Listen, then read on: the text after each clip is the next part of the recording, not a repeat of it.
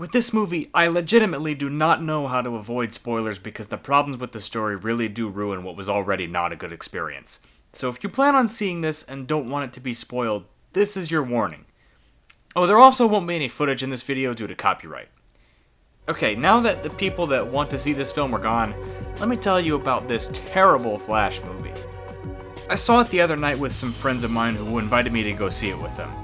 I had major problems with it, and it's at this point that I should tell you I haven't seen very many DC films, and I haven't seen one since Batman vs. Superman, which I barely remember anyway. So, going in, I'm pretty fresh on all these characters, especially since I later found out that this Flash movie has some connections to this show, and I've never seen the show either. But with that said, I don't think my problems with this have to do with my lack of experience with DC. If these were all completely foreign characters that no one had ever heard of, all the problems that this would have would still be present. Let's start with the story. The story is absolutely stupid, and one of the dumbest ones I've ever seen. The premise is that the Flash goes back in time to stop his mother from being killed, and thus, his father from being framed for the murder of his mother. On the face of it, that doesn't seem terrible, but they keep building and building on this new reality they've created until it creates an unsustainable story. An unsustainable story is what happens when you keep adding new things to the story until they can't all be resolved in the end in a way that makes sense.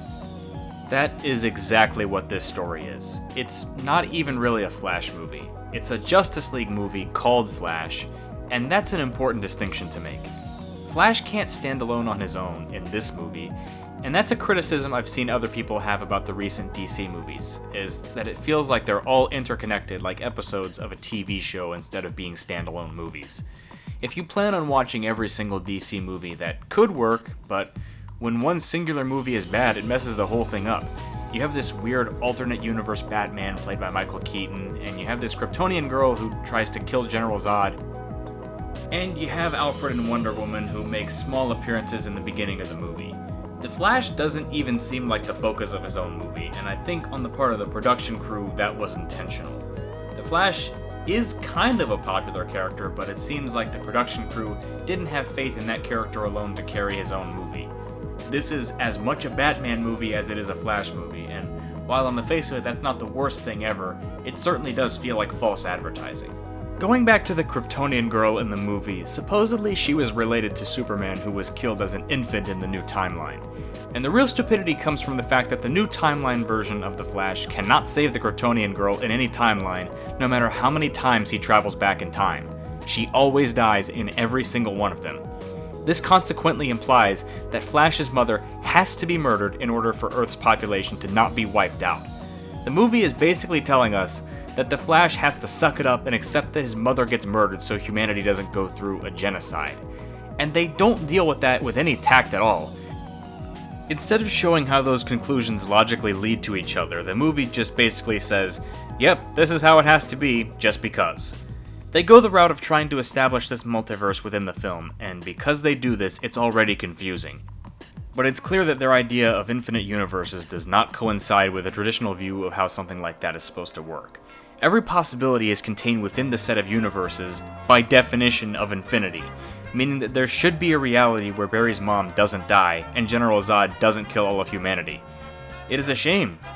Back to the Past from SpongeBob, which takes itself far less serious than The Flash, has a more consistent portrayal of time travel. The more you watch this movie, you realize that if this movie's ending isn't fantastic, then the entire story isn't going to make sense, and that's exactly what happens. There's also a weird bit of character development that comes completely out of nowhere. After trying to find Superman, his cousin basically tells the Flashes that humanity isn't worth saving, and then has a complete change of heart 2 minutes later. That doesn't feel organic at all, and considering the length of the film already, what's a couple more scenes to flesh out this aspect of the character that they barely use anyway? It comes across as them cheating to find some way to progress the story, because this character barely gets any screen time, while simultaneously being the reason that the new timeline has to fail. Wouldn't it make more sense to keep her as this headstrong character who won't help the Flashes, and that's why the world can't be saved? You kill two birds with one stone that way. The character interaction seems less awkward, it gives Batman a bigger role in the conflict resolution, potentially, and you'd have an excuse to not have that timeline be savable. At one point, it seems like the Flash from the main timeline is going to die, and looking back, the fact that he doesn't die makes the movie worse in my opinion. If they did a few other things right, it would have made sense for the alternate timeline Flash to be the only Flash, and if they cut out the stuff about necessary intersections, the conflict in that timeline could have been resolved. It's puzzling that they instead opt to make this story more complicated just so they can keep Barry's mother dead. I'm not sure the writers really knew what the conflict was supposed to be. Stories tend to be about conflict resolution, but it seems like the makers of this film thought that unresolving what would seem like the primary conflict to viewers, just so they could solve a complete other contrived conflict that didn't need to exist, was a worthwhile trade. It wasn't. I imagine most audiences would feel completely betrayed by the way the story ends, and I can't blame them. There's a really awkward scene near the end where Barry goes to the grocery store to undo the action he took at the beginning, and he's kind of incognito wearing a hat and sunglasses, and he speaks to his mother one last time. She doesn't recognize him, even after taking off the sunglasses, despite the fact that this timeline's version of his mother recognized Barry at that age. She thinks he is a complete stranger. They really expected this to be a hard-hitting emotional moment. It's really not, though, because they set it up to be this way when they didn't have to. They're basically telling me that he's unrecognizable at the grocery store, but not at the house, with very little changes? What kind of sense does that make? And then having her get killed right after this moment makes zero sense. What is the point of writing it this way? Why were they so dead set on keeping Barry's mother dead when it clearly required a lot more complicated writing and more confusing choices elsewhere in the story? It's like making a pizza where you put the pizza in the oven only to take off the cheese sauce and toppings mid-bake. It's some of the most backwards storytelling I've ever seen. Those story problems were bad enough, but the real terrible thing about this movie is the visuals. I'm not the first person to bring this up. There is copious use of CGI in this film. Bad CGI, to the point where I honestly question what they were even thinking. There's no reason that a film that releases in the year 2023 should even be comparable to the Star Wars prequels. Bad CG most of the time doesn't ruin a film, and with this one, I mean, it was already bad, so it certainly doesn't help. And I think the production crew really did think that it looked good, but when there's so much CG shoved in this film in places where it looks awkward, it really takes away from this. Like, there's this aesthetic they do when he time travels where there's CG versions of whatever frame he stopped in real time, and they do not make anything look flattering. The best CG is invisible to the viewer. This is very clearly animated, and they tried and failed to cover their tracks. There's even a short scene in an alternate reality with CGI Nicolas Cage as Superman, and it only gets a few seconds of screen time and is incredibly confusing and out of place. They dropped in Nicolas Cage, except it's not even really him, it's just his likeness, and it has no bearing on the plot or really anything in here. The badly animated Nick Cage is bad enough, but then the fact that it doesn't really fit in the plot just makes use of CGI seem really out of place in that instance. I would still jokingly refer to this as a cartoon review just due to the amount of CG animation in this film, even in places where it doesn't make sense.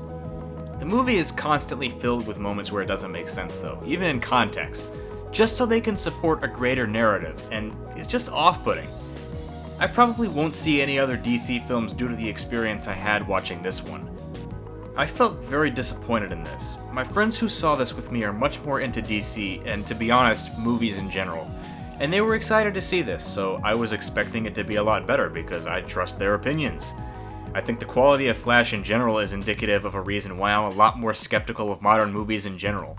How often do original stories get made nowadays? Certainly less than they did once upon a time. Of course, the counter-argument to this is that when original IPs do get released in cinema, they don't tend to do very well. Part of that is the psychological conditioning you have to do on the part of audiences. If you keep feeding the general audience stories they've already seen before, then of course the film industry stagnates. Film won't necessarily go away, but it's not going to be of a quality where people that know better will return. Why take chances when audiences will see movies like Flash 2023? The general audience in modern day values familiarity, and the opportunity cost of investing in new ideas is growing larger and larger. Even with Flash, it seems like the fact that Flash himself isn't a new IP, they still had to use another IP in their minds to get people in the door. As I've said, this is as much a Batman movie as it is a Flash movie. Even when recreating a pre-existing IP, even familiarity might not be enough. It doesn't matter what people like me think though. There's a minority of people who really like this, and even though I disagree, I can really respect that opinion.